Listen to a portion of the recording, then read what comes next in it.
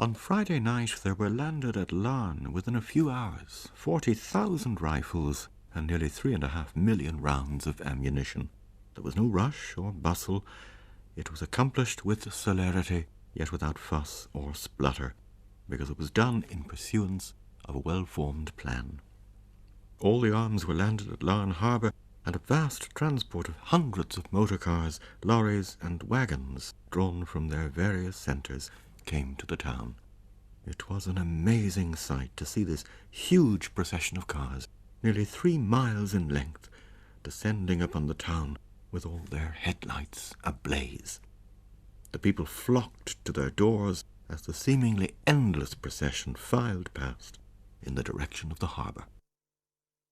Well, that piece was taken from the Belfast Telegraph of the 25th of April 1914. The newspaper was describing the events of the night of the 24th of April 1914, when up to 40,000 rifles and 3 million rounds of ammunition were smuggled from Germany into Larne in County Antrim.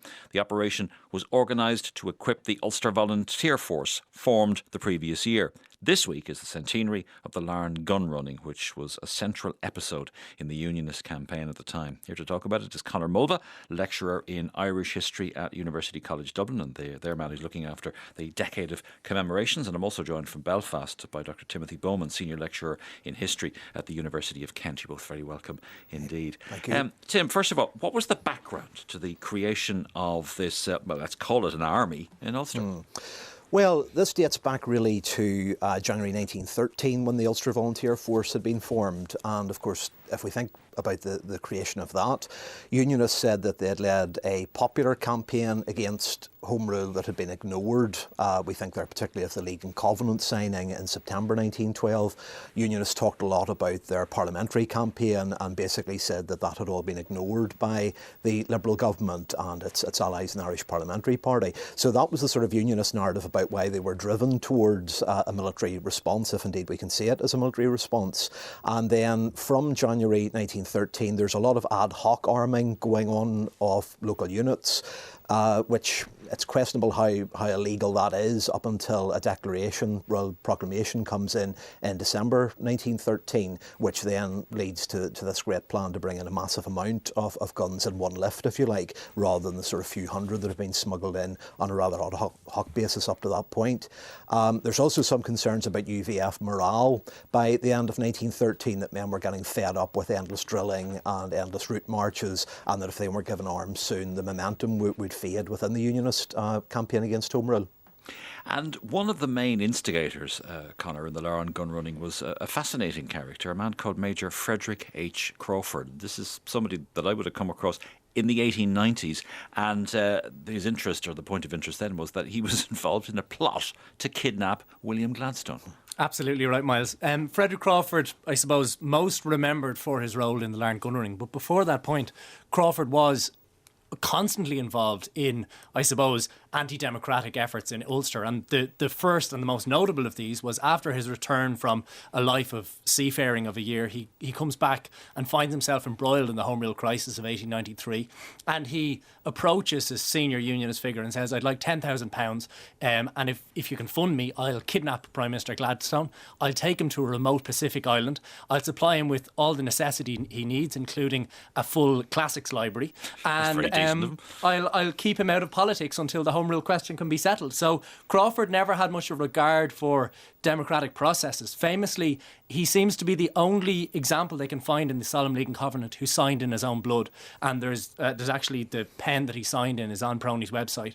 They have that, and I've actually tweeted today the picture of his signature.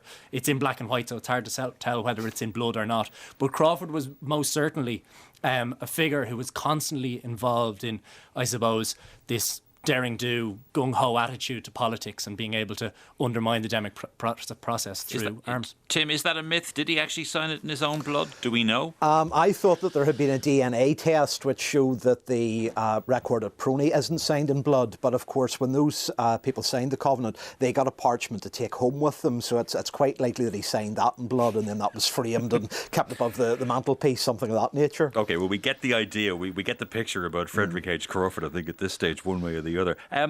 Tim, how did the Germans end up supplying this pretty massive shipment of guns and ammunition? 40,000 rifles, 3,000 million rounds of ammunition. This was well before the outbreak of World War I. Yes, well, we can talk a bit about the numbers, of course. What you've got from the Belfast Telegraph is Unionist propaganda at its finest. I reckon it was closer to 20,000 rifles that they brought in. And, of course, European armies had undergone enormous change with rifles over the course of the 19th century. So a lot of what the UVF purchase, and we should make it clear it's a straight cash deal, it's not a gift from the German government. A lot of what the UVF buy are basically obsolete rifles. This is stuff that have been discarded by the German army. These are not Lee Enfields. No, they're largely Mausers, German rifles, Steyrs, which were Austrian, and the real bargain basement stuff was Italian Viterli rifles that had been withdrawn from service with the Italian army about 1884. And your knowledge of military history probably leads you to believe that the Italian army wouldn't quite have been at the cutting edge of weapons technology at any point in the 19th century. So some of this stuff is really fairly elderly, fairly poor quality, and that sort of throws up the question about, is it really for propaganda purposes rather than for military purposes that so much of it's being brought in? How, Conor, did they manage to give the slip to the authorities, who were fairly well informed on their activities? This is where the question of state complicity comes in. I suppose in talking about this, one person who shouldn't go without mention today when we remember the Larne gun running is the one fatality of the entire incident. And that was a Coast Guard named H.E. Painter, who cycled with such gusto to inform his commander that guns were being landed at Donaghadee that he had a heart attack and died on the night. So there was one fatality during the Larne gun running. But in general, there had to be a degree, particularly of police complicity, with this entire process, because cordons were set up around the Antrim coast from 8 p.m. onwards on the night of the 24th. Interestingly, it wasn't done with perhaps the military precision, and here I go back to Tim's point about propaganda at its best. This was something which was heralded as a great propaganda move. For instance, the Clyde Valley, the ship that actually landed at the various ports, was renamed for the night the Mountjoy 2, remembering the ship the Mountjoy which had broken the siege of Derry.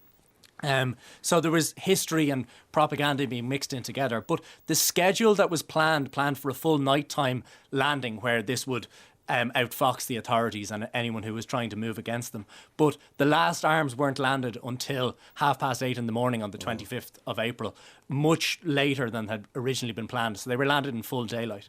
And what we have to contrast here is the actions of the Ulster Volunteers in April and the actions of the Irish Volunteers in July of 1914, because the Howth gun running in many senses is the poor man's emulation of what happens in Larne in April of 1914.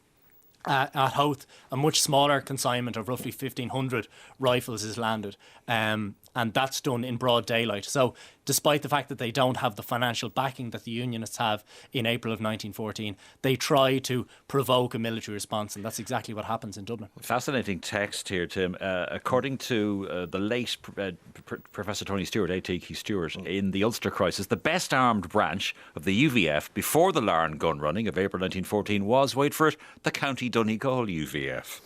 Yes, there are different stories about this. There is talk that Lord Leitrim brings in a consignment in his private yacht, and that this provides a lot for the Derry and the Donegal battalions, who I don't think get anything directly out of the cash that's brought in Larne, because supposedly the furthest unit that has to travel from Larne is the Tyrone UVF, the cars bringing guns to them on the night of the 24th, 25th. Who was the Captain Wilfred Spender? He was one of the key figures in the operation. What exactly did he do? Spender at this point is the Quartermaster General of the UVF. Like all those involved at the most senior levels, he's a retired British Army officer. Famously, he's the one British Army officer who's singled out by Lord French in December of 1913 that he might be cashiered out of the British Army. He'd lose his commission as an example to the rest of those who were siding with Ulster and openly, I suppose, providing support to the Ulster Unionists. So he's identified early on as being one of those key troublemakers within Ulster.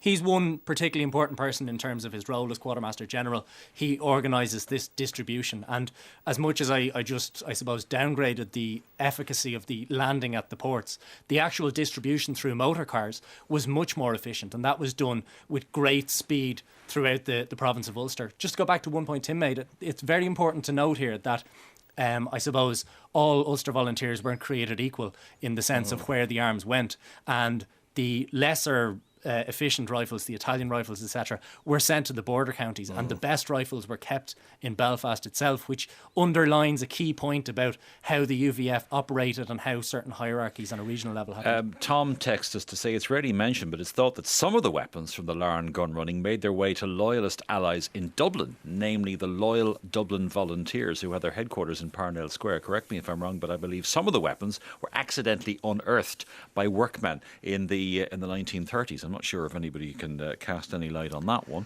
No, very, very shadowy organisation, the Royal Dublin Volunteers. We don't really have the Dublin Metropolitan Police records for the period, so without them, we're rather in the dark. Some newspaper accounts, again, unionist ones, talk about them being 3,000 strong and going on parade with arms. So it may well have happened, but we're not exactly sure. But I think, Tim, some of the Larne guns did re-emerge during the Troubles at some point, didn't they? Routine searches of weapons conducted by the British Army. Yes, a number turned up during the Troubles. But most of them, of course, we should say, end up being taken over by the British government in 1918 so that they don't fall into the hands of the IRA. There's a lot of concern about that at the time. And most of them end up essentially being melted down in 1941 to provide high-grade rifle steel for modern rifles. Did the gun running have any real military significance? Or do you think, I mean, to go back to what you were saying about the numbers of rifles, Tim, was it more a symbolic show of strength by the UVF? What do you think? Where's the truth there? Well, I think it's rather difficult to work out what exactly is going on within the Ulster Volunteer Force. There's certainly hawks and doves. We've talked quite a bit about Crawford there, who's obviously a hawk within all this. But there's plenty of doves. Somebody like Richardson, the supposed General Officer commanding the UVF, is a dove. And Carson himself, backs the gun running, but then later on makes some interesting comments about it. So when he's talking to the Central Antrim Regiment at a big parade in Larne on the 11th of July 1914, he says that the lessons they must take from Larne are discipline and confidence in their leaders, that this isn't a military solution. And he goes on to say that they have not been organised and trained for the purpose of fighting their fellow citizens, that it's not against them that they've been organised. So again, we come back to this issue about whether it's a propaganda force or a military force. I think some of the rank and file certainly were throwing up sort of military scenarios as they saw it, and sort of heroic last stands in County Cavan. There's a few speeches along those lines. But I think for Carson, it's all about a parliamentary campaign, and that really the Ulster Volunteer Force is acting in support of that. Conor, what was the nationalist response to the Larne gun running? This is, I suppose, a great crisis for nationalist Ireland, and what we see here is an absolutely exponential expansion in the numbers of Irish volunteers. There are two twin crises here. This isn't an isolated incident, in that the Curragh Mutiny, which we discussed on the programme last month, was I suppose the counterpoint of this. There was no longer any confidence in the British military to impose the rule of law in Ulster, and now the Ulster Unionists themselves were armed. So the volunteers, first of all, swelled their ranks, and nationalists realised that there's a genuine danger of an ethnic war in Ireland, and I suppose this brings Ireland closer to civil war. And then secondly, the nationalists begin to arm themselves, and it's in the months of April that people like Erskine Childers begin to make contact, just like Crawford himself had done, with arms dealers in Germany. Conor Mulvagh and Timothy Bowman, thank you very much indeed for your company and your contribution.